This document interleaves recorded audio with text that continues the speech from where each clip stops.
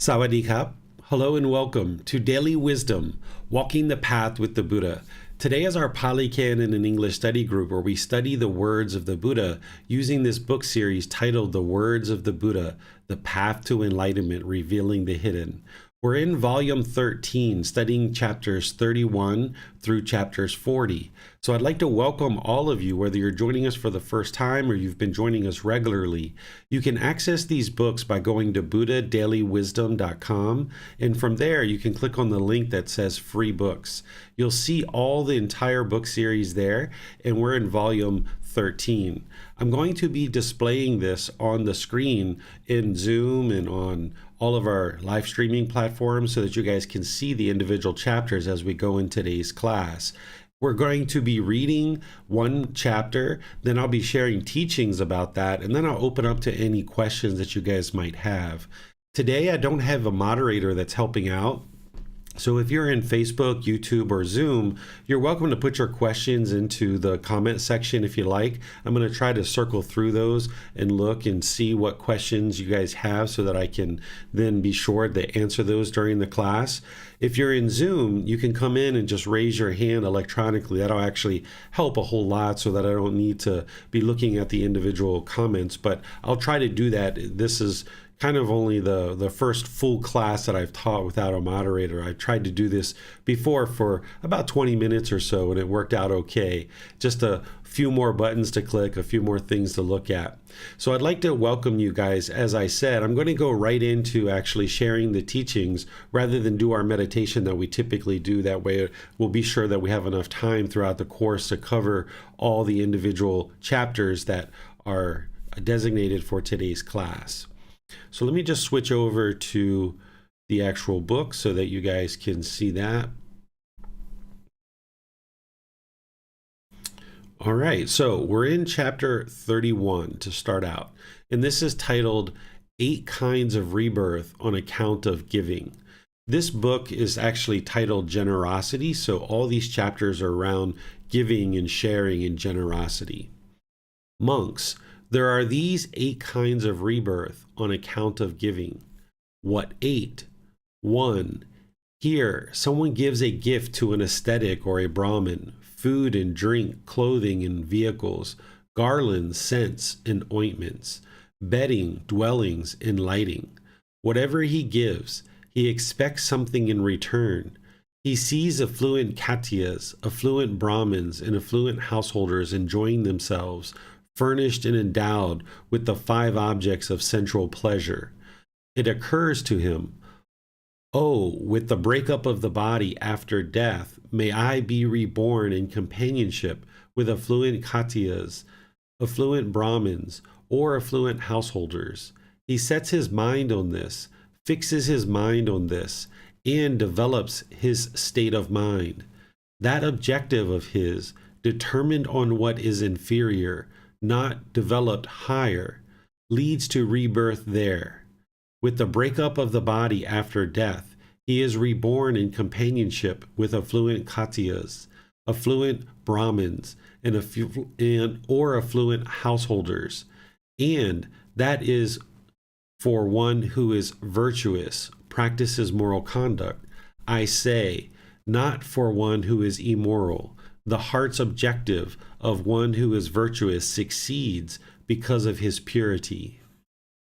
2. Someone else gives a gift to an ascetic or a Brahmin, food, drink, and lighting. Whatever he gives, he expects something in return. He has heard the heavenly beings rule by the 4 great kings, are long-lived, beautiful, and abound in happiness. It occurs to him, oh, with the breakup of the body after death, may I be reborn in companionship with the heavenly beings, ruled by the 4 great kings. He sets his mind on this, fixes his mind on this, and develops this state of mind. That objective of his, determined on what is inferior, not developed higher, leads to rebirth there. With the breakup of the body after death, he is reborn in companionship with the heavenly beings, ruled by the 4 great kings. And that is for one who is virtuous, practices moral conduct, I say, not for one who is immoral. The heart's objective of one who is virtuous succeeds because of his purity. 3. Someone else gives a gift to an ascetic or a Brahmin, food and drink and lighting. Whatever he gives, he expects something in return. He has heard. 4. The heavenly beings of these various parts of the heavenly realm, the Tavatisam, the Yama, the Titsata, the heavenly beings who excite in creation, the heavenly beings who control what is created by others, are long-lived, beautiful, and abound in happiness. It occurs to him, oh, with the breakup of the body after death, may I be reborn in companionship with the heavenly beings who control what is created by others. He sets his mind on this, fixes his mind on this, and develops this state of mind. That objective of his, determined on what is inferior, not developed higher, leads to rebirth there. With the breakup of the body after death, he is reborn in companionship with the heavenly beings who control what is created by others, and that is for one who is virtuous, I say, not for one who is immoral. The heart's objective of one who is virtuous succeeds because of his purity. 8. Someone else gives a gift to an ascetic or a Brahmin, food and drink and lighting. Whatever he gives, he expects something in return. He has heard. The heavenly beings of Brahma's company, which is God's company, are long-lived, beautiful, and abound in happiness. It occurs to him, oh, with the breakup of the body after death, may I be reborn in companionship with the heavenly beings of Brahma's company. He sets his mind on this, fixes his mind on this, and develops this state of mind. That objective of his, determined on what is inferior, not developed higher, leads to rebirth there. With the breakup of the body after death, he is reborn in companionship with the heavenly beings of Brahma's company, and that is for one who is virtuous. I say, not for one who is immoral, for one without craving, not for one with craving. The heart's objective of one who is virtuous succeeds because of his purity. These monks are the 8 kinds of rebirth on account of giving. Okay, so this chapter here, like many of the chapters that we've been reading so far, is describing how by practicing generosity, it leads to rebirth in the heavenly realm. This isn't what the Buddha actually taught in terms of the goal being to get reborn into the heavenly realm. Instead, the path to enlightenment is to get to enlightenment, which means the mind would be an arahant, fully enlightened and no longer having any of the 10 fetters. Therefore, the mind won't experience any discontentedness and there won't be any rebirth.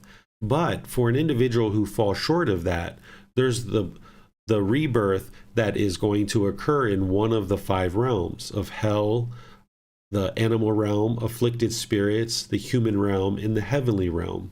And if somebody is reborn back into the human realm, then you have an opportunity to attain enlightenment. And if you're reborn into the heavenly realm, you have an opportunity to attain enlightenment. The human realm is the ideal place to have rebirth because you experience pleasant feelings, painful feelings, and feelings that are neither painful nor pleasant. Rebirth in the heavenly realm one can experience enlightenment from that rebirth as well, but oftentimes those beings lack motivation or enthusiasm to move towards enlightenment because they're only experiencing exclusively pleasant feelings, which means they don't necessarily have the built-in motivation of those painful feelings and the neither painful nor pleasant, which oftentimes will motivate someone to move towards enlightenment. So here the Buddha is explaining part of that in helping you to see that through giving, one can experience rebirth in the realm of heaven. However, if you notice in this particular teaching that this individual who's making an offering has expectations of what is to be experienced as a result of providing an offering. And this is one of the reasons why the individual isn't enlightened, because in order to get to enlightenment, you would need to practice pure generosity, where there isn't any expectation for anything in return. That in making an offering and practicing generosity, that you're only interested in practicing generosity, and you know that you're doing that because you're training the mind to eliminate craving, desire, attachment, the way that the mind holds on and constantly craves permanence. So by you practicing in that way, you can gradually eliminate craving, desire, attachment, along with using breathing mindfulness meditation. But here, this particular teaching, the Buddha is explaining that an individual actually has expectations. Therefore, they're not going to experience enlightenment in this particular life.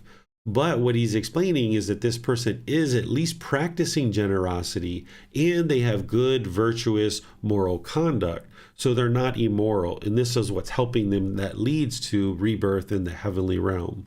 So remember, this isn't ideal. This isn't what you're actually going for, because rebirth in the heavenly realm is not permanent, and there is potential rebirth after that if one doesn't get to enlightenment. And that rebirth can actually occur in any of the realms. It doesn't necessarily result in rebirth in the human realm or the heavenly realm, which from those realms you can practice to get to enlightenment, but there can also be rebirth from the heavenly realm into hell, the animal realm, or afflicted spirits realm. So this is what the Buddha is discussing here in chapter 31. Let me see if we have any questions in any of the places that we normally have questions come in, and I don't see any. Just switching around here to see what I can see. I actually cannot see the, oh, there we go. I was going to say I cannot see the chat in Zoom, but now I just figured out a way to be able to do that. All right, so let's go to the next chapter, which is chapter 32. Here, the Buddha is going to start focusing in on the benefits or the fruit of giving. This one is titled, Even More Fruitful Than Giving. If, householder, one gives alms, rough or excellent, and one gives disrespectfully, gives inconsiderately, does not give with one's own hand, gives what would be discarded, gives without a view of future consequences, then wherever the result of that gift is produced for one, one's mind does not incline towards the enjoyment of superb food, nor towards the enjoyment of superb clothing, nor towards the enjoyment of superb vehicles, nor toward the enjoyment of whatever is superb among the 5 objects of sensual pleasure. Also, one's children and wives, and one's slaves, servants, and workers do not want to listen to one, do not lend an ear, and do not apply their minds to understand. For what reason? Just this is the result of actions that are done disrespectfully. If, householder, one gives alms, whether rough or excellent, and one gives respectfully, gives considerately, gives with one's own hand, gives what would not be discarded, gives with a view of future consequences, then wherever the result of that gift is produced for one, one's mind inclines towards the enjoyment of superb food, towards the enjoyment of superb clothing, towards the enjoyment of superb vehicles, towards the enjoyment of whatever is superb among the 5 objects of sensual pleasure. Also, one's children and wives, and one's slaves, servants, and workers, want to listen to one, lend an ear, and apply their minds to understand. For what reason? Just this is the result of actions that are done respectfully. In the past, householder, there was a Brahmin named Valama. He gave such a great offering as this: 84,000 golden bowls filled with silver, 2. 84,000 silver bowls filled with gold. 3. 84,000 bronze bowls filled with bullion. 4. 84,000 elephants with golden ornaments, golden banners, covered with nets of gold thread. 5. 84,000 chariots with upholstery of lion skins, tiger skins, leopard skins, and saffron-dyed blankets, with golden ornaments, golden banners, covered with nets of gold thread. 6. 84,000 milk cows with jute feathers and bronze pails. 7. 84,000 maidens adorned with jeweled earrings. 8. 84,000 couches spread with rugs, blankets, and covers, with excellent coverings of antelope hide, with cantaloupes and red bolsters at both ends. 9. 84,000 koltas of cloth made of fine linen, fine silk, fine wool, and fine cotton. How much more of food and drink, snacks, meals, refreshments, and beverages. It seemed to be flowing like rivers. You might think, householder, he was someone else, the Brahmin Valama, who on that occasion gave that great alms offering. But you should not look at it in such a way. I myself was the Brahmin Valama, who on that occasion gave that great alms offering. Now, householder, at that alms offering, there was no one worthy of offerings, no one who purified the offering. Even more fruitful than giving alms offering that the Brahmin Valama gave would it be to feed one person accomplished in view. Even more fruitful than the great alms offering that the Brahma Valama gave in feeding 100 persons accomplished in view would it be to feed a one once returner. Even more fruitful than the great alms offering that the Brahma Valama gave in feeding 100 once returners would it be to feed one non-returner. Even more fruitful than the great alms offering than the Brahma Valama gave in feeding 100 non-returners would it be to feed one arahant. Even more fruitful than the great alms offering that the Brahma Valama gave in feeding 100 arahants would it be to feed one Pakya Buddha. Even more fruitful than the great alms offering that the Brahma Valama gave in feeding 100 Pakya Buddhas would it be to feed the Tathagata, the Arahant, the perfectly enlightened one. Would it be to feed the community of monks headed by the Buddha? Would it be to build a dwelling dedicated to the community of the four quarters? Would it be for one with a mind of confidence to go for refuge to the Buddha, the teachings, and the community? Would it be for one with a mind of confidence to undertake the 5 training precepts, to abstain from the destruction of life, to abstain from taking what is not given, to abstain from sexual misconduct, to abstain from false speech, to abstain from liquor, wine, and intoxicants, substances that cause heedlessness, the basis for heedlessness. As great as all this might be, it would be even more fruitful if one would develop a mind of loving kindness, even for the time it takes to pull a cow's udder. As great as all this might be, it would be even more fruitful if one would develop the perception of impermanence just for the time of a finger snap. Okay, this is chapter 32. Here, the Buddha is essentially showing how fruitful it is to essentially develop the perception of impermanence. That's the very last thing that he talks about.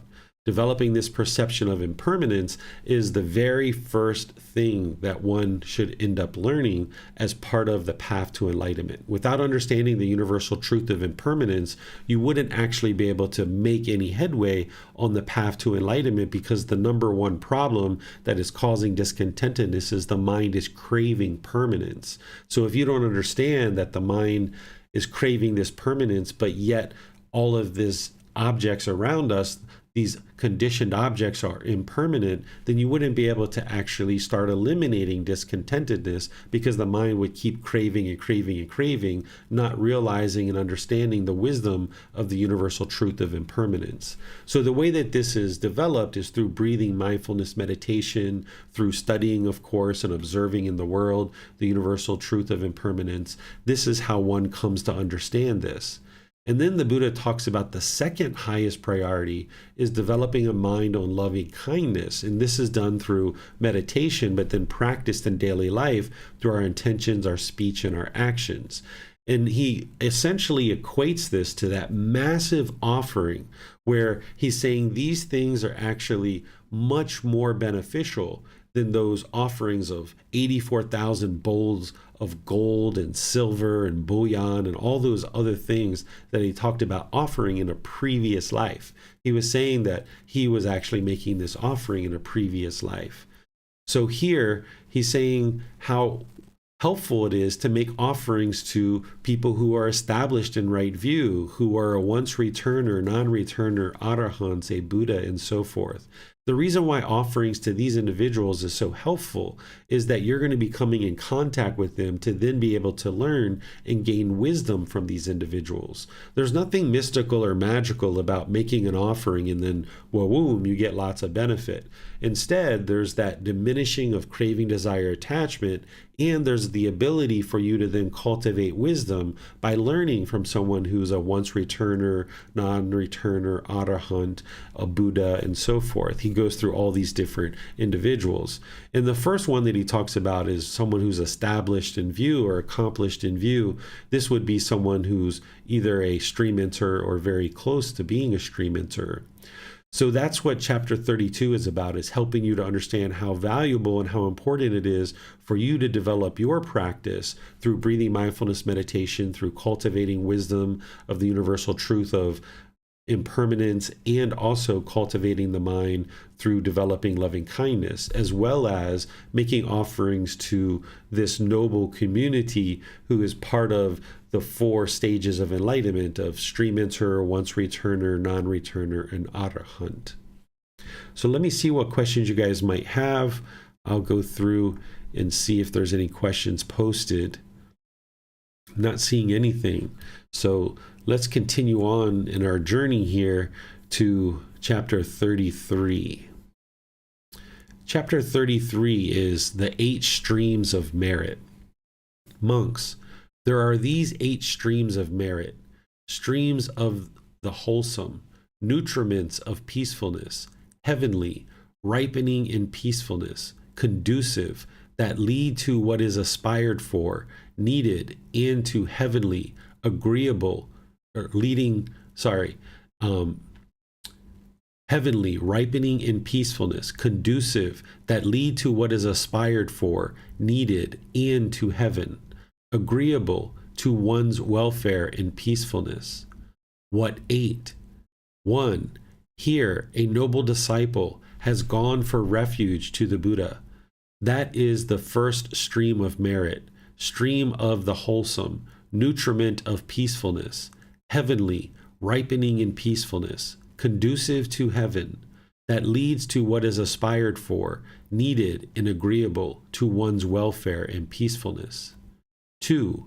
Again, a noble disciple has gone for refuge to the teachings.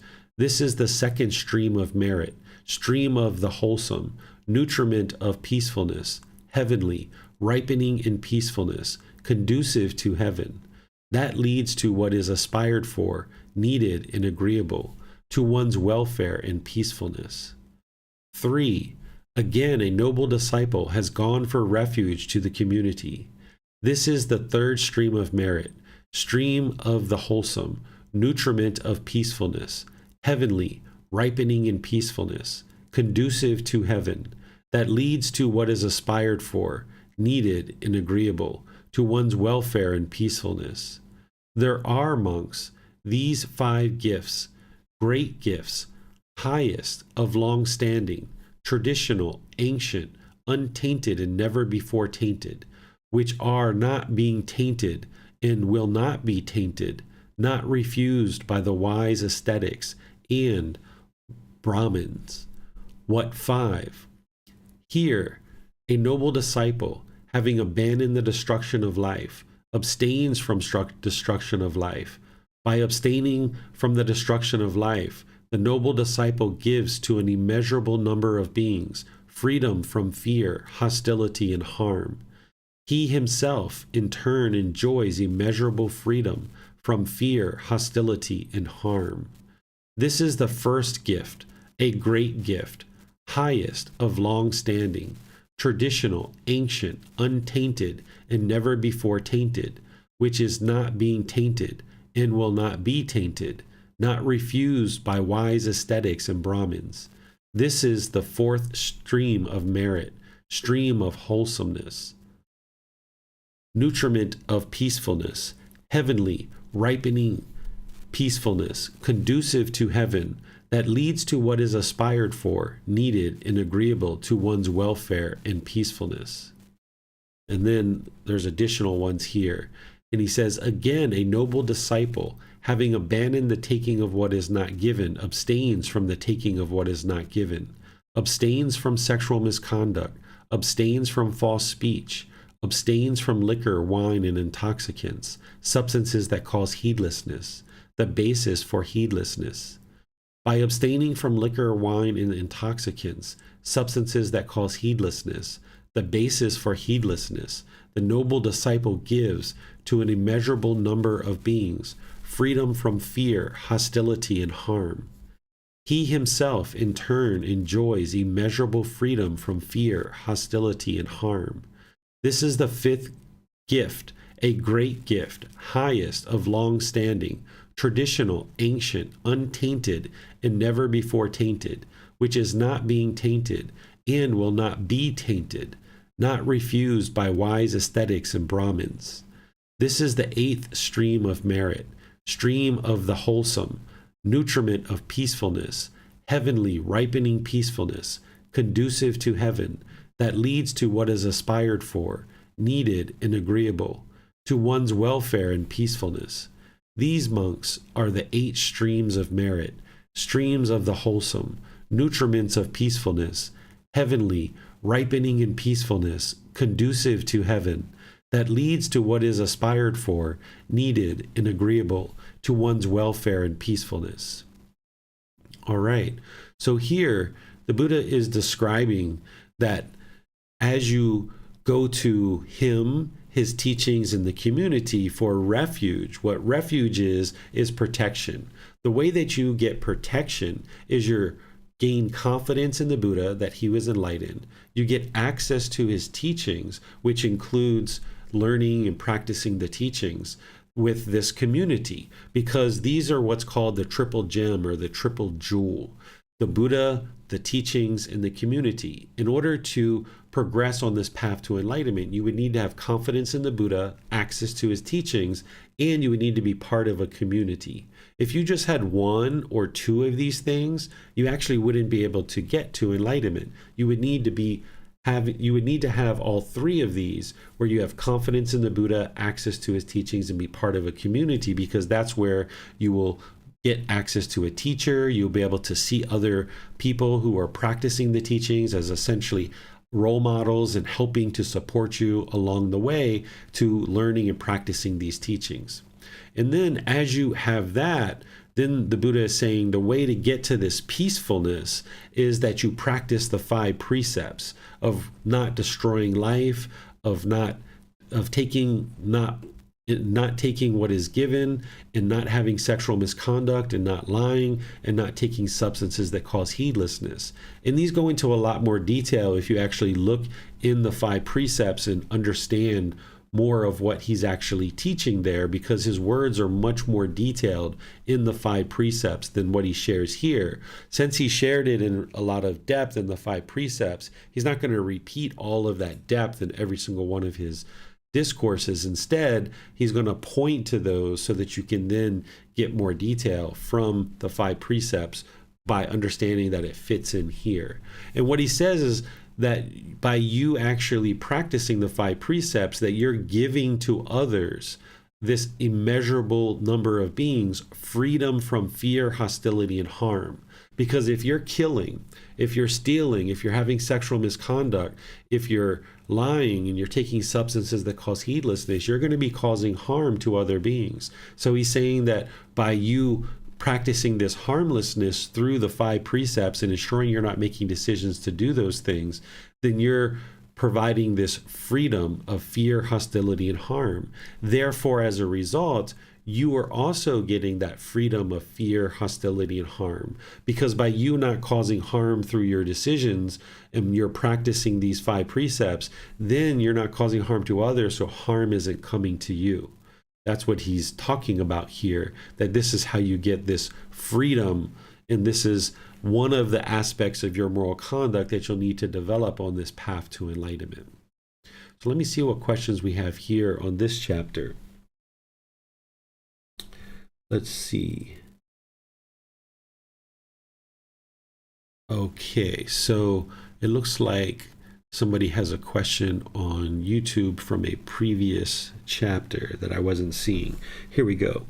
The middle way from chapter 31. Could you please explain the statement, the heart's wish of one who is virtuous succeeds because of his purity? How the purity mind makes the wish come true. Okay, so it's not actually a wish. It's more of an aspiration that the Buddha is talking about here. This word wish should really be translated as aspiration. That if you have an aspiration to be reborn in the heavenly realm, which is what the Buddha was talking about in that chapter, that by you practicing generosity and you have good moral conduct, and you're not practicing immorality, then that's what's going to lead to future rebirth in the heavenly realm. But remember, again, that's not the actual goal. The goal is to get to enlightenment. But the same things that lead to rebirth in the heavenly realm are the same things that lead to enlightenment as well. So if you're practicing the path to enlightenment and you're learning all of those aspects of the path, which includes generosity and moral conduct, then you're working towards enlightenment. But if you fall short of that, then those same qualities of mind that you've cultivated on this path to enlightenment to get to enlightenment could potentially result in a rebirth in the heavenly realm. But remember, that's not the actual goal. So that answers that question. And if there's any other questions, just let me know. I'm not seeing anything here in Facebook. All right, so I will just go on to the next chapter here. Chapter 34, the 3 bases of meritorious activity. Monks, there are these 3 bases of meritorious activity, generating wholesome karma. What 3? The basis of meritorious activity consisting in giving, the basis of meritorious activity consisting in virtuous behavior, and the basis of meritorious activity consisting in meditative development. 1. Here, monks, someone has practiced the basis of meritorious activity consisting in giving to a limited extent. He has practiced the basis of meritorious activity consisting in virtuous behavior to a limited extent. But he has not undertaken the basis of meritorious activity consisting in meditative development. With the breakup of the body after death, he is reborn among humans in an unfavorable condition. 2. Someone else has practiced the basis of meritorious activity consisting in giving to a middling extent. He has practiced the basis of meritorious activity consisting in virtuous behavior to a middling extent. But he has not undertaken the basis of meritorious activity consisting in meditative development. With the breakup of the body after death, he is reborn among humans in a favorable condition. Someone else has practiced the basis of meritorious activity consisting in giving to a superior extent. He has practiced the basis of meritorious activity consisting in virtuous behavior to a superior extent, but he has not undertaken the basis of meritorious activity consisting in meditative development. With the breakup of the body after death, he is reborn in companionship with the heavenly beings, ruled by the four great kings.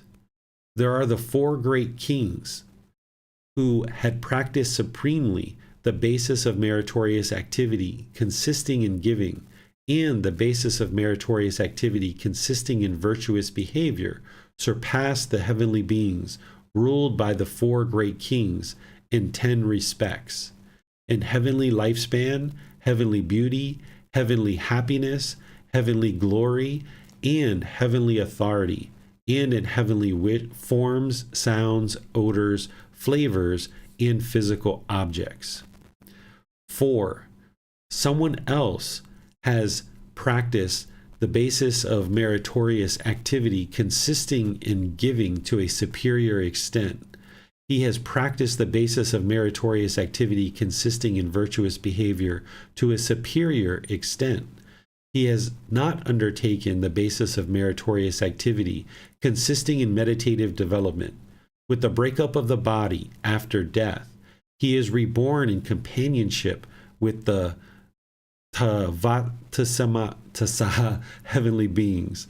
There, Saka, ruler of the heavenly beings, who had practiced supremely the basis of meritorious activity consisting in giving, and the basis of meritorious activity consisting in virtuous behavior, surpasses these heavenly beings in 10 respects: in heavenly lifespan, heavenly beauty, heavenly happiness, heavenly glory, and heavenly authority, and in heavenly forms, sounds, odors, flavors, and physical objects.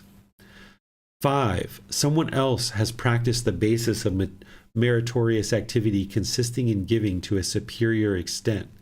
He has practiced the basis of meritorious activity consisting in virtuous behavior to a superior extent, but he has not undertaken the basis of meritorious activity consisting in meditative development. With the breakup of the body after death, he is reborn in companionship with the Yama heavenly beings. There, the young heavenly being, Suyama, who had practiced supremely the basis of meritorious activity consisting in giving, and the basis of meritorious activity consisting in virtuous behavior, surpasses the Yama heavenly beings in 10 respects: in heavenly lifespan, heavenly beauty, heavenly happiness, heavenly glory, and heavenly authority, and in heavenly forms, sounds, odors, flavors, and physical objects. 6. Someone else has practiced the basis of meritorious activity consisting in giving to a superior extent. He has practiced the basis of meritorious activity consisting in virtuous behavior to a superior extent, but he has not undertaken the basis of meritorious activity consisting in meditative development. With the breakup of the body after death, he is reborn in companionship with the Tusita heavenly beings.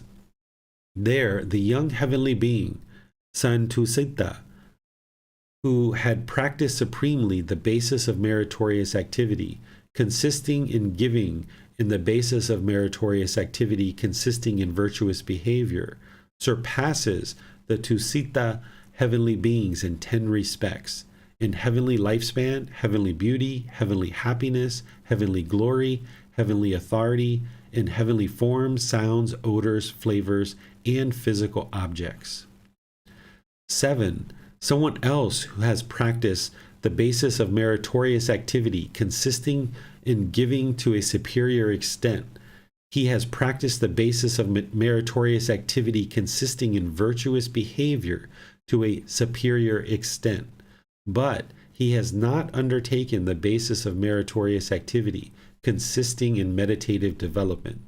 With the breakup of the body after death, he is reborn in companionship with the heavenly beings who excite in creation. There, the young heavenly being, Sunimita, who had practiced supremely the basis of meritorious activity consisting in giving, and the basis of meritorious activity consisting in virtuous behavior, surpasses the heavenly beings who excite in creation in 10 respects: in heavenly lifespan, heavenly beauty, heavenly happiness, heavenly glory, and heavenly authority, and in heavenly forms, sounds, odors, flavors, and physical objects. 8.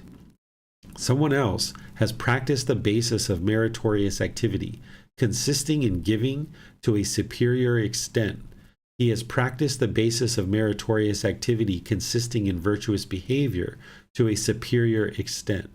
But he has not undertaken the basis of meritorious activity, consisting in meditative development. With the breakup of the body after death, he is reborn in companionship with the heavenly beings who control what is created by others.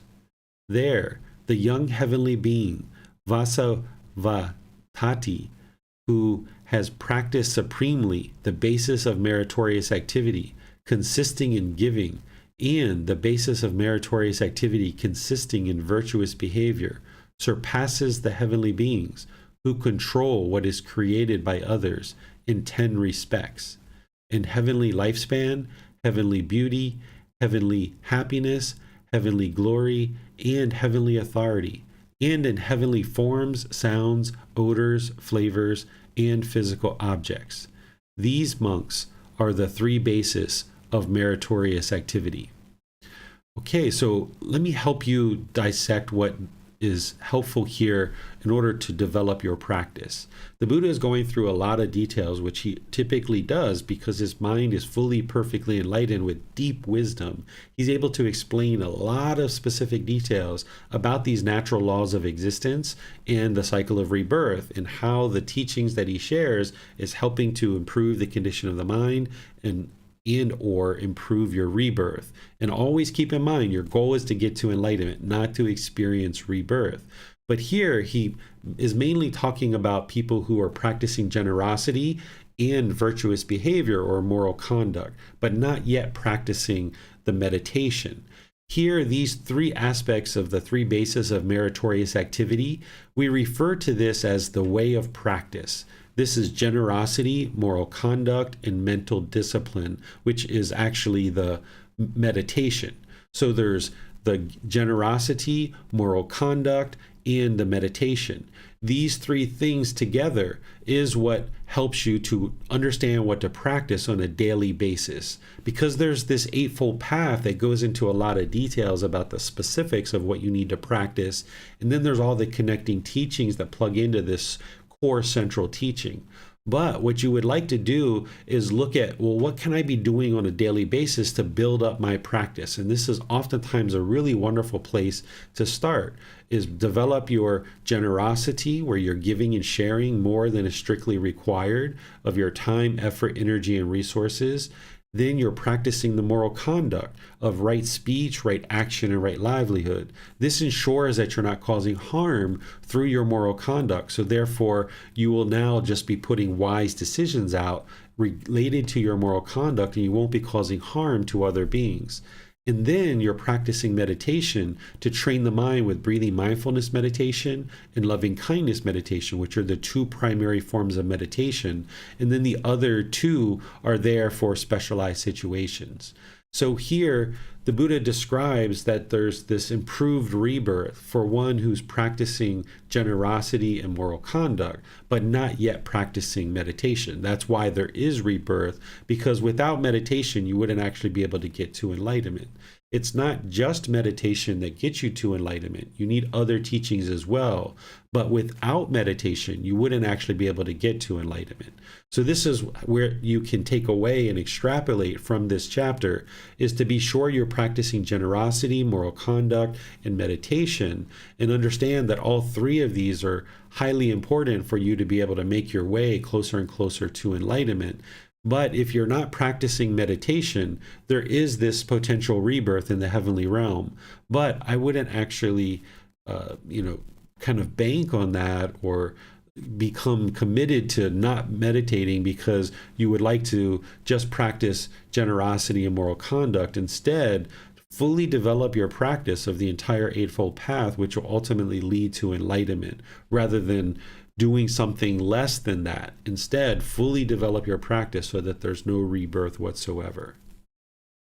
So let me see if there's questions on this particular chapter.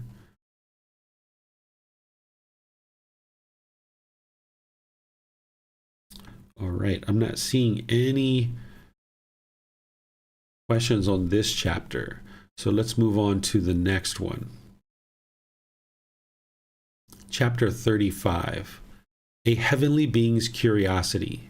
So here, this is a heavenly being asking questions to the Buddha, which a Buddha is going to be teaching humans, but they're also teaching heavenly beings as well when heavenly beings come and ask for teachings. So this is a depiction of a heavenly being coming to ask the Buddha some questions in order to develop their practice through developing wisdom. So the heavenly being asks, giving what does one give strength? Giving what does one give beauty? Giving what does one give ease? Giving what does one give sight? Who is the giver of all? Being asked, please explain to me. So now the Buddha, the perfectly enlightened one. Giving food, one gives strength. Giving clothes, one gives beauty. Giving a vehicle, one gives ease. Giving a lamp, one gives sight. The one who gives a residence is the giver of all. But the one who teaches the teachings is the giver of the deathless, or enlightenment. Now a heavenly being asks more questions. For whom does merit always increase, both day and by night? Who are the people going to heaven, established in the teachings, endowed with virtue or moral conduct? The perfectly enlightened one, or the Buddha, shares. Those who set up a park or a grove, the people who construct a bridge, a place to drink, and a well, those who give a residence. For them, merit always increases, both by day and by night. Those are the people going to heaven, established in the teachings, endowed with virtue, moral conduct.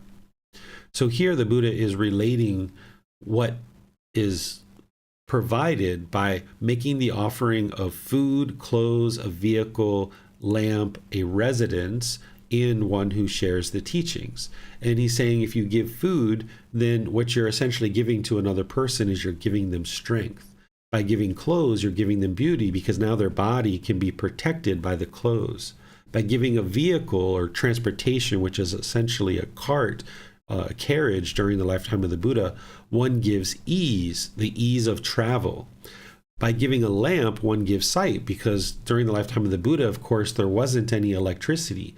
So it was an oil lamp that would have provided sight to be able to see things when it's dark out. One who gives a residence or a place to live is the giver of all, because all of these things tend to be at a particular residence, and they can actually receive food, clothing, vehicles, and lamp. These things are typically provided in a residence and exist at a residence to be able to then use for your benefit. And then one who shares the teachings essentially is the giver of the deathless. What the deathless is this is how it's actually described as enlightenment, because once you attain enlightenment, it's not considered that you die. Instead, you are attaining final enlightenment. Once you attain enlightenment and the body dies and the body separates from the mind, when this occurs, you're not experiencing death because you've escaped the cycle of rebirth, having attained enlightenment. So this is called the deathless, or enlightenment. Enlightenment is typically used most often, but occasionally the Buddha talks about it as the deathless, or the deathless element. So one who's sharing teachings of the Buddha you are providing the guidance that is able to help others to achieve enlightenment. You can't actually give people enlightenment, but because this is talking about generosity,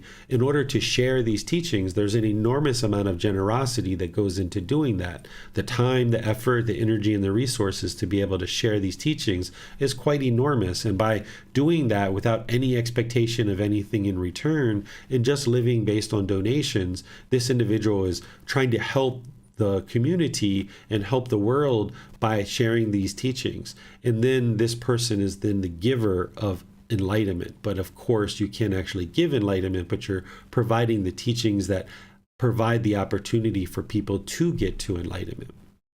Then the Buddha talks about offerings that are essentially really significant, that provide continuous ongoing merit.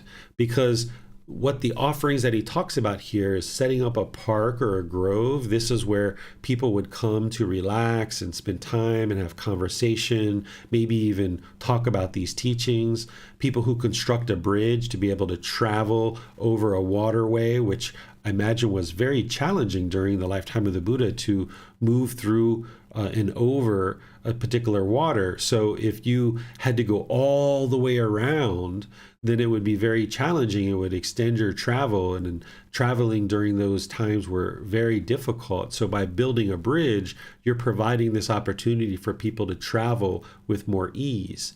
And then providing the well. So fresh water is what we all need in order to live. Without water, we would die within 3 days. So by providing a well with a fresh place to drink water, this is also helping people to sustain their life. And then the Buddha talks about giving a residence. He prioritizes this because this is a place where you can get shelter. And he talks about this in other parts of his teachings, where giving a residence or a dwelling place is very, very helpful for the community of practitioners. That with ordained practitioners needing a place to stay, then by providing a residence, this helps to allow people to stay and be able to be sheltered, and then ultimately provide teachings as part of their life. Whereas if they didn't have the shelter, then they would be subjected to the elements of the weather, and they wouldn't be able to have their kind of wits about them in terms of being able to share the teachings, because they would be battling the elements of the weather rather than resting at ease in a residence and be able to share the teachings to help others. And he's saying that these offerings are essentially very significant. So someone who provides a park, a grove, constructs a bridge, provides a well for drinking, and who gives an actual residence. Let me see if we have any questions on any of these. Okay, I'm not seeing any questions on those. So let's move on to the next chapter, which is chapter 36. People who generate much merit, or wholesome karma, because merit is a unique type of wholesome karma, which is developed and created when you make an offering to the noble community. The noble community is the individuals who are in the first, second, third, or fourth stage of enlightenment, which is stream enterer, once returner, non-returner, and arahant, or individuals who are practicing to attain one of those four. So these are the 8 people that the Buddha describes as part of the noble community. And when you're making offerings to them and for the benefit of the continued sharing of these teachings, this is merit. It's a type of wholesome karma, but it's unique in that you're practicing generosity towards the continued sharing of Gotama Buddha's teachings. So here he says, monks, whenever virtuous monastics come to a home, the people there generate much merit, wholesome karma, on 5 grounds. What 5? When people see virtuous monastics come to their home and they arouse hearts of confidence towards them, on that occasion, that family is practicing the way conducive to heaven. When people rise, pay homage, respect, and offer a seat to virtuous monastics who come to their home, on that occasion, that family is practicing the way conducive to birth in high families. When people remove the stain of selfishness towards virtuous monastics who come to their home, on that occasion that family is practicing the way conducive to great influence. When according to their means, people share what they have with virtuous monastics who come to their home, on that occasion that family is practicing the way conducive to great wealth. When people question virtuous monastics who come to their home, make inquiries about the teachings, and listen to the teachings, on that occasion that family is practicing the way conducive to great wisdom. Monks, whenever virtuous monastics come to a home, the people there generate much merit or wholesome karma on these 5 grounds. So here the Buddha is explaining how to essentially receive greater and greater wisdom by inviting ordained practitioners or virtuous monastics, teachers, people who are sharing these teachings, inviting them to your home with confidence, knowing that these individuals are practicing well.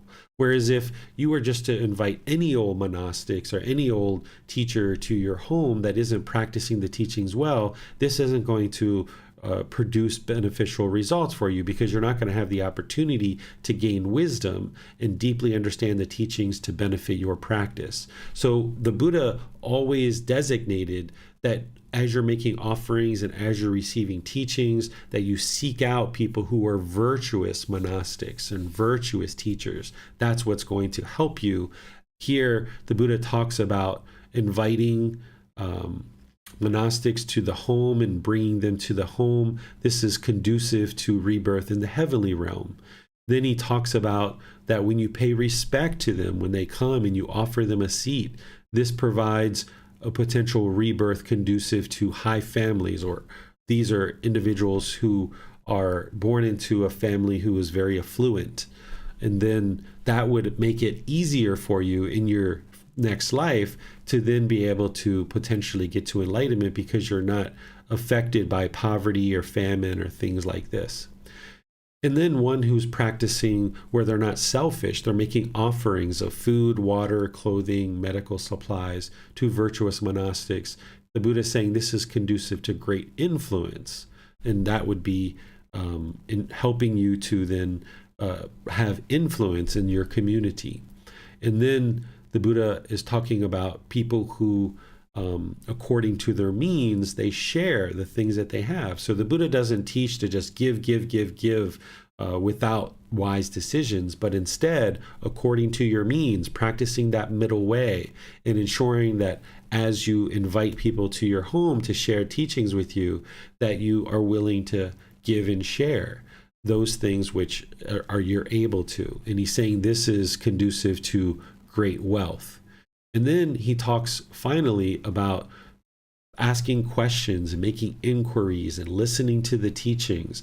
And a family who's doing this, having invited these teachers and shared with them, offered them seats, provided respectful greetings and things like this, ultimately the goal is to investigate the teachings, ask questions, and listen to the teachings. And this is what leads to wisdom, because by getting to wisdom, this is where the mind can actually move closer and closer to enlightenment. Without having wisdom, you wouldn't be able to understand all the various teachings that the Buddha taught, including the Eightfold Path and eliminating the 10 fetters, to actually be able to get to enlightenment. So that would be your ultimate goal in inviting someone to your home, is that perhaps somebody stays with you for a few days or a week or 2 or what have you, and that this is going to then allow you to gain understanding of the teachings. And while that person's in your home, they can be observant of how things function in the home and be able to provide you and the people that live there the understanding of the teachings of how to improve your practice, which will improve your functioning of your household and allow people to live with more peacefulness and more harmony within the household. So let me see if we have any questions on this chapter. I'm not seeing any questions there. So we'll move on to the next chapter, which is chapter 37. I'm going to take a little drink of water here.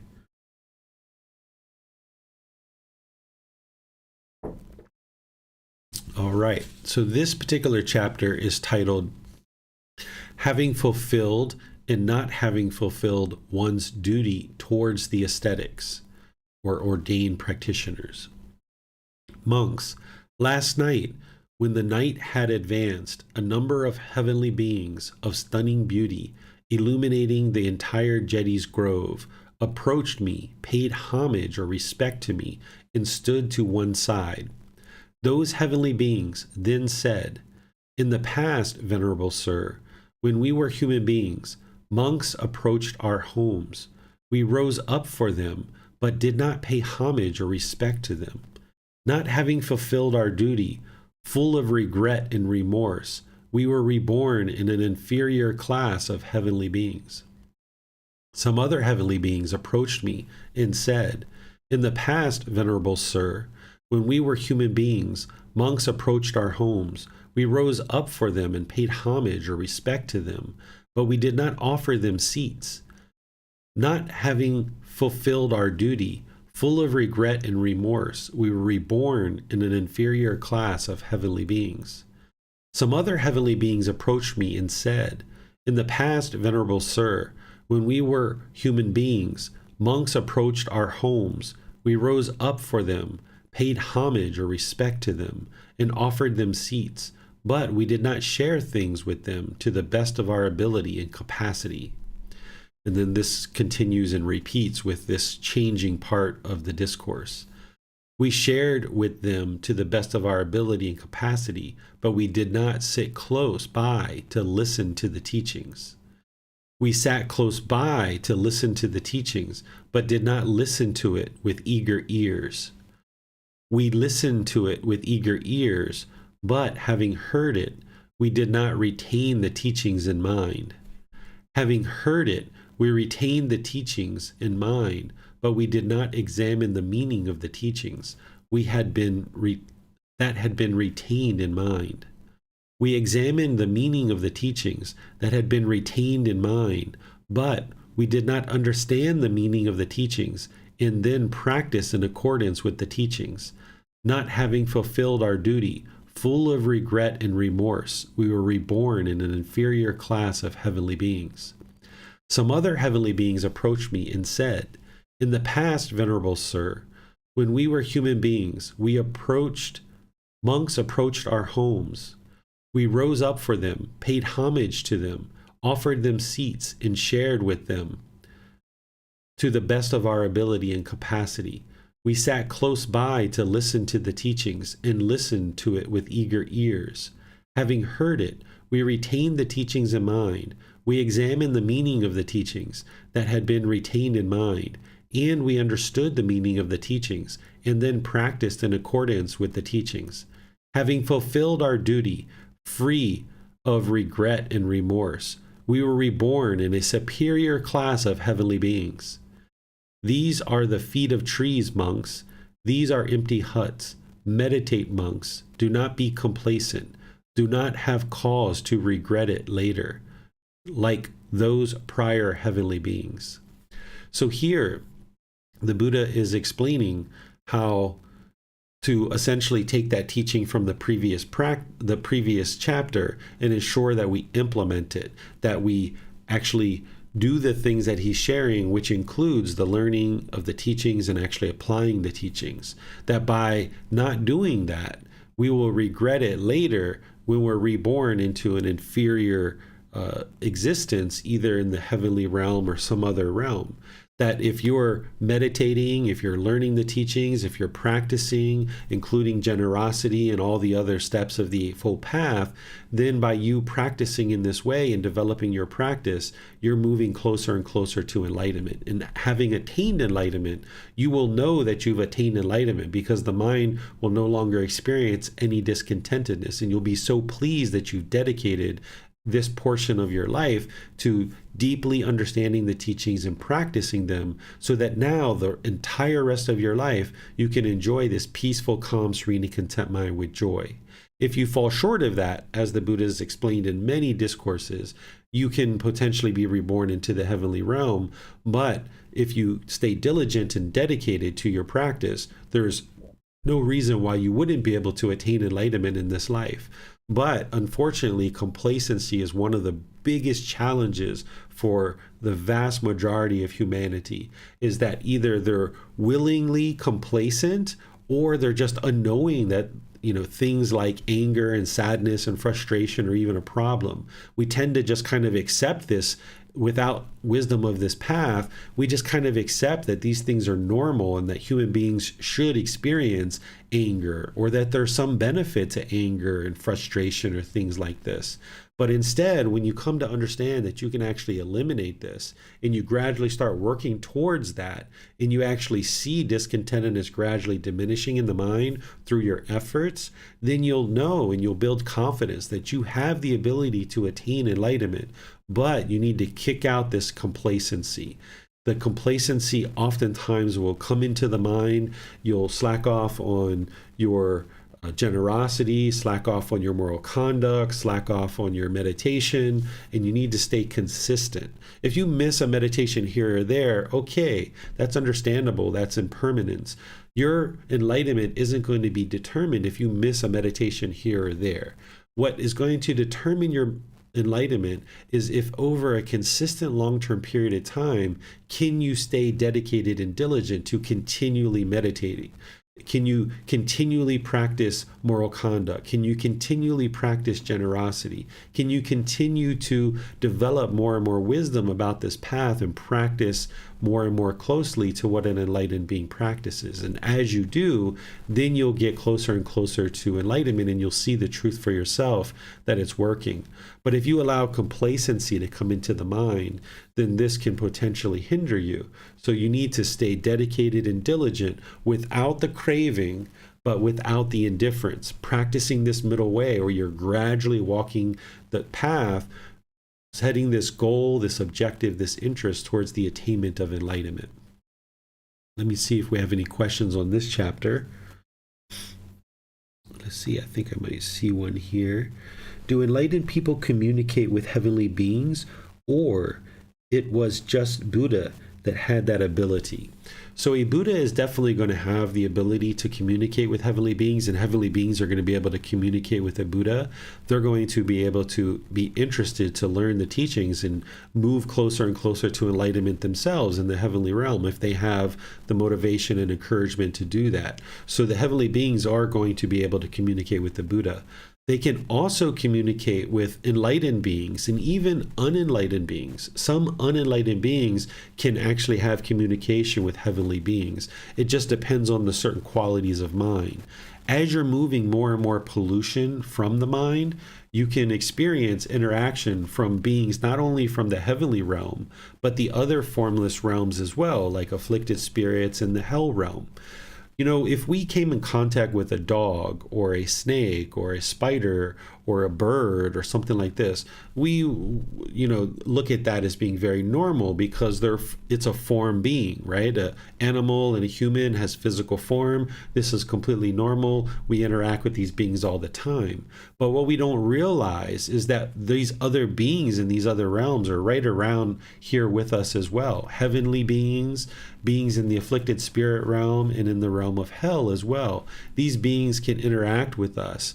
And as your mind becomes more and more enlightened, removing more and more pollution, you actually might experience this. And this is where it's important to ensure that you don't have fear of these things and you remain with equanimity and calm when these things are occurring.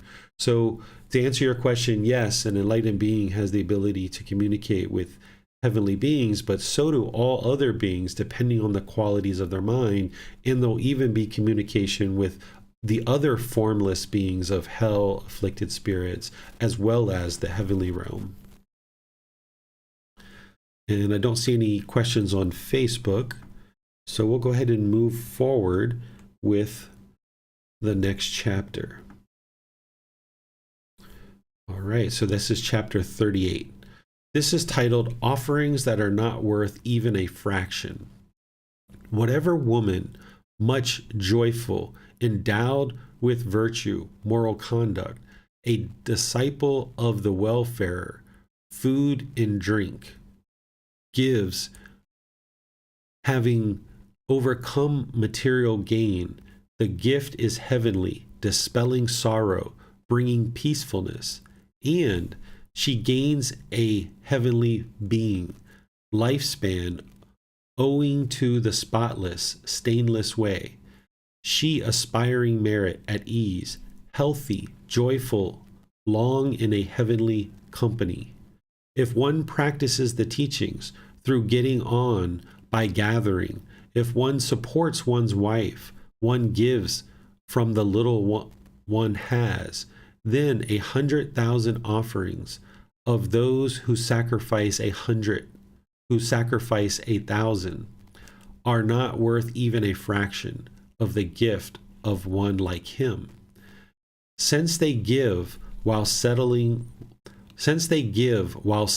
in unrighteousness, having slain and killed, causing sorrow, their offering, tearful, a result of violence, shares not the value of the righteous one's gift. That is why 100,000 offerings of those who sacrifice 1,000 are not worth even a fraction of the gift of one like him. Okay, so the Buddha here is talking about the different types of offerings one can make, and he's talking very generally and very broad here, where other discourses he talks in much more detail. So at different times in his teachings, he's going to teach at different levels of detail to expose more and more of the teachings. So someone who's maybe just starting, you're going to start at more of like a higher level of detail, and then as someone gets deeper and deeper into the teachings, a teacher is going to go deeper and deeper into the detail. So here he's talking about someone who's making an offering, and he's talking to a woman or about a woman, but this is not just for a woman. You can actually apply all genders and non-genders here. It's any being who's making an offering, not just a woman, but he just happened to be talking to a woman or about a woman in this particular discourse. He's talking about a person who essentially makes an offering that is very wholesome and has not caused any harm through acquiring the means to make an offering. And then he talks about an individual who actually has caused harm and has killed in order to provide this particular offering. And he's saying that if you gather up an offering where you haven't harmed others or harmed yourself, then this is going to produce much more benefit than someone who tries to make an offering based on having killed. Because during the lifetime of the Buddha, as people made offerings, there were actually sacrifices of animals in some cases, with certain rites, rituals, and ceremonies. There's even those things today where certain groups of people will kill an animal and burn it on a fire, and this is actually made as an offering. In some cases, people think that they're making this offering to some being or some deity, and by doing this, it's actually causing harm to that being. So therefore, the Buddha is saying that this offering doesn't really have any kind of real value. Instead, it's ensuring that you're righteous and that you're making wholesome offerings by ensuring that you're not harming others through the offerings that you develop. Let me see if we have any questions here about this particular teaching.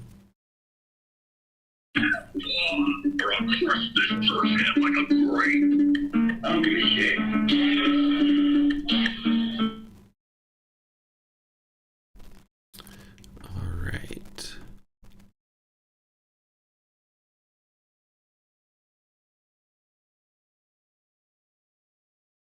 Not seeing any questions here. So we're going to move on to the next chapter, which is chapter 39. Gifts of an unwholesome person and a wholesome person. Monks, there are these 5 gifts of an unwholesome person. What 5? 1. He gives carelessly. 2. He gives without deep respect. 3. He does not give with his own hand. 4. He gives what would be discarded. 5. He gives without a view about the results of giving. These are the 5 gifts of an unwholesome person. Monks, there are these 5 gifts of a wholesome person. What 5? 1. He gives carefully. 2. He gives with deep appreciation and gratitude. 3. He gives with his own hand. 4. He gives what would not be discarded. 5. He gives with a view about the results of giving. These are the 5 gifts of a wholesome person. So here the Buddha is providing guidance on the type of gifts and kind of the way of giving. And he talks about kind of giving carelessly, without deep respect, not with your own hand, things that you were going to discard and you just kind of give to somebody. You haven't really taken the effort to get a really nice gift, and you don't necessarily even know the results of giving in terms of the elimination of craving, desire, attachment, and that's the purpose of giving.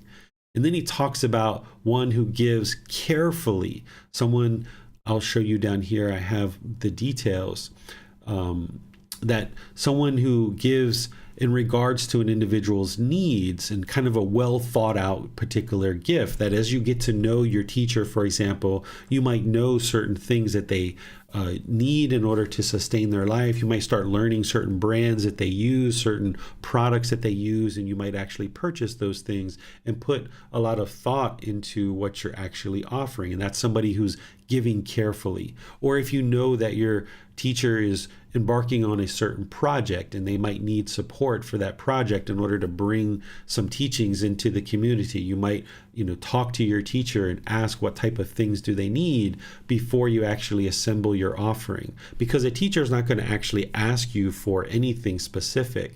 Instead, they're just going to await what is given.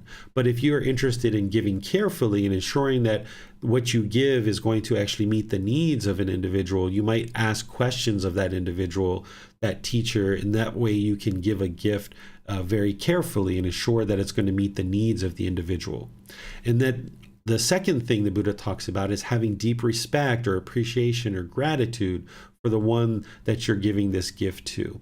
And that will help to cultivate in the mind respect, appreciation, and gratitude for that person you're giving the gift to, but also that coming up into the mind, those mental qualities being cultivated, is actually going to then be able to be applied to other people as well. Because if you're having difficulties cultivating respect, appreciation, and gratitude for people in your life, one of the ways to do that is if you have somebody that you do have respect, appreciation, and gratitude for, is to bring that up into the mind as you're giving a gift and you're preparing an offering.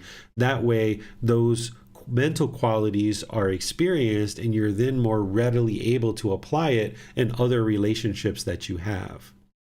Number 3 is to give a gift of using your own energy, effort, and actions rather than just give a gift to somebody else and have them do it. Instead, the Buddha is saying that, you take the effort to do this on your own.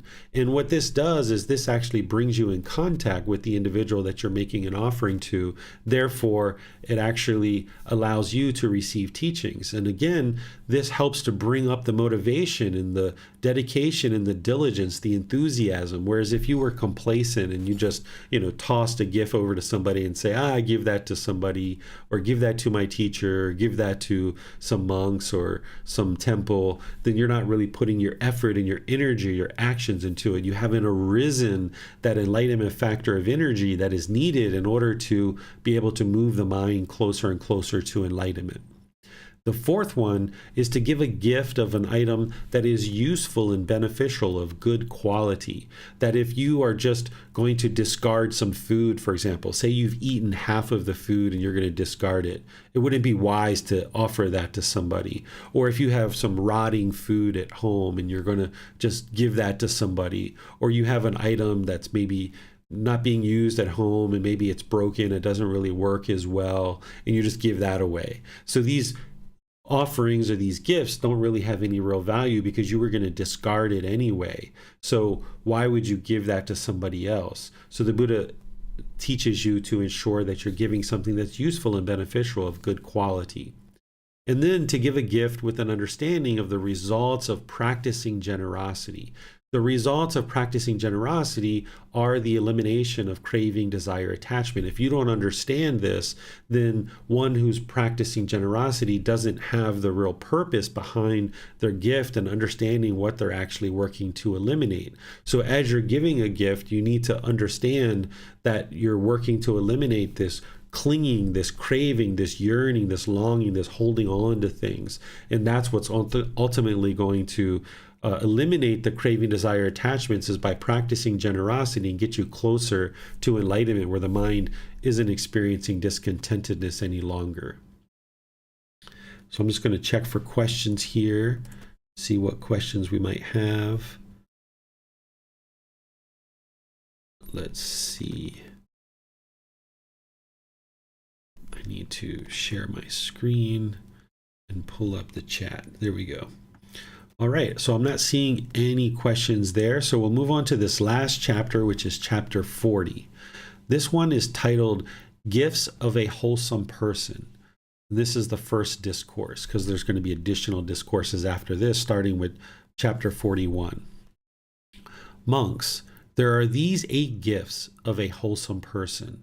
What 8? 1, he gives what is pure. 2, he gives what is excellent. 3, he gives a timely gift. 4, he gives what is allowable. 5, he gives after investigation. 6, he gives often. 7, while giving, he settles his mind in confidence. And 8, having given, he is joyful. These are the 8 gifts of a wholesome person. He gives what is pure and excellent, allowable drinks and food at the proper time. He gives gifts often to fruitful fields of merit, to those who lead the spiritual life. He does not feel regret, having given away many material things. Those with deep wisdom praise the gifts given in this way. Having thus practiced charity with a mind freely generous, one intelligent and wise, rich in confidence, is reborn in a pleasant, untroubled world, a heavenly realm. All right, so here the Buddha is explaining kind of 8 qualities of giving and practicing generosity, and how this leads to improved benefits for you as an individual. And I explain these in detail here in the explanation, that an individual gives a gift that is pure or beneficial, that they give what is excellent and useful, giving at a proper time. So if your teacher is actually teaching in a discourse and you interrupt them to give a gift, that would be the improper time. But if you showed up before class or after class, or you met with your teacher and invited them to come to your home, or you went to your teacher's home, these would be proper times to actually give a gift. An individual gives a gift that is allowable.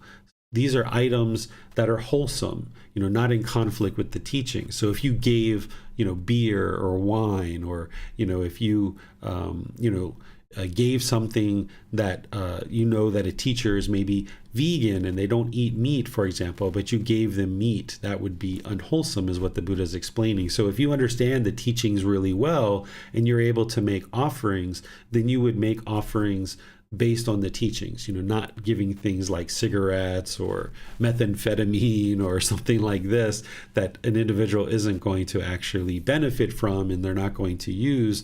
They probably wouldn't even accept that type of gift. So the Buddha actually talks about different types of gifts that would be wise to give and things that are unwise to give. And this was covered in volume 12 of this book series, where he talks about how we don't accept land, or we don't accept animals and slaves and human beings and things like this. So all of those details are in volume 12. And then number 5 is giving a gift after investigation. This is what we were talking about just in the previous chapter, where you investigate what is it that this person could actually use, what would be beneficial, what would be useful for them, ensuring that you have put some thought into your particular offering. And then number 6 is the Buddha talks about giving regularly and consistently on an ongoing basis. Whereas if you were to just give once a year, or once every 2 or 3 years, or once every 6 months, or once every 3 months, or something like that, this is kind of infrequent and it's not producing the type of benefit. Whereas if you were giving regularly, weekly or monthly or something like this, by frequent giving and consistent giving, this is a better training for the mind rather than just giving once a year. This isn't having the same impact. So if you're giving one big, enormous gift once a year, it would be better to break that up into smaller offerings and do that regularly throughout the year, which is a better, more consistent training for the mind. So if you understand the goal of what you're doing when you're practicing generosity is to eliminate craving, desire, attachment, then you understand why the Buddha talks about giving consistently. It's not just about him trying to make all kinds of money or wealth because he was rich as a prince of the royal family. He wasn't interested in money or wealth, and that's why he didn't even accept things like gold or silver or land or things of value like that. But instead, the reason why he's talking about giving regularly and consistently is because it's a consistent training for your mind. The giving, the generosity is for your benefit.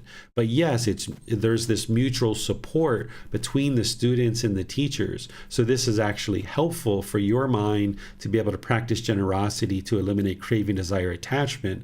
And then those gifts are helping the teacher to be able to support the community, to support their own existence through the basic necessities that they need to survive. But also some of those offerings are being returned back to the community through different projects and different ways that a teacher should be using those resources to help and benefit the community. Number 7, the Buddha is talking about having a mind of confidence and knowing that the gift offered is wholesome. So if you have deeply understood the teachings and you've learned those, then you can develop this confidence in knowing that the gift that you're offering is wholesome. And then lastly, he talks about being joyful when you're giving and not having remorse or regret when you're giving. Because sometimes you might try to put together an offering and you might put together a whole lot. And then after you give the offering, you feel remorse that you've given too much. Or you might be kind of a little bit selfish with your offering and give that, and then afterwards feel remorse that you haven't given enough. But when the Buddha talks about giving, he talks about being joyful before and being joyful after giving. And while you're giving, be sure your mind is calm and confident. This ensures that there's no remorse and regret. So if you are practicing the middle way and you're practicing wise decision making or discernment, then you would ensure that whatever gift that you put together, whatever offering you put together on this regular, consistent basis, that it meets these criteria and that you don't feel any remorse after what it is that you've actually given. And that will help to ensure that your gift is fully purified through practicing these aspects of generosity. So let me see what questions we might have related to these chapters or this chapter that I just taught. I don't see any questions in YouTube. I don't see any in Facebook, and I don't see any in Zoom. So it looks like that's all the questions you guys have for today's class. I will just end class by thanking all of you for joining. I appreciate that you guys are continuing to be dedicated and diligent to study. Apologize that I didn't have a moderator today. There was some impermanence, of course, that we're not always going to have a moderator. That would be permanence. So there's going to be some situations where there is no moderator. That's impermanence. So I appreciate your dedication and diligence to learning and practicing and allowing me the time that I needed to look through all the different places for questions. In our next class on next Saturday, we're going to be in chapters 41 through chapters 50. So there, you're welcome to study those ahead of time if you like, and then actually come to class with questions. Or you can study them afterwards, but if you don't have time, you can always study them in class as well. On Sunday, which is tomorrow, we're going to be in our group learning program and studying that retreat series, Harmony in Relationships. In this particular class, we're going to go really in depth with eliminating personal existence view and getting the self out of the way. So I'm going to spend the entire class just on personal existence view, what this is, what the problems you encounter, and then how to actually eradicate it from the mind. So if this is a topic that you're deeply interested in, it would be wise for you to attend that so that you can ask your questions and get a lot of insight, because you would need to eliminate personal existence view just to get to the first stage of enlightenment.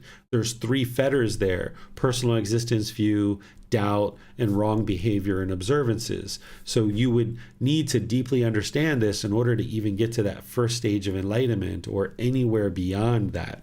So we're going to spend our entire class focusing on that tomorrow. And then next Wednesday, we're going to be doing breathing mindfulness meditation together. And this is a time where you can come together to support, encourage, and motivate each other in your meditation practice and get any questions asked that you like about meditation or any other topic that you like. So we'll see you guys potentially in one of these future classes. Until then, have a very lovely and wonderful rest of your day. We'll see you next time. Sawadee ka.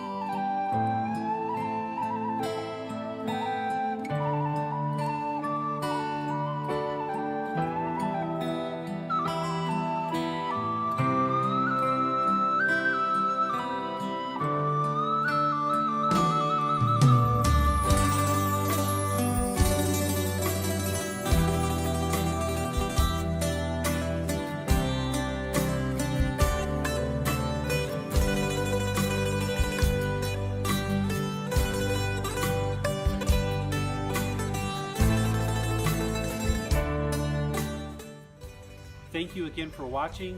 Enjoy your meditation. Look forward to seeing you online and answering any questions that you might have. Thank you so much.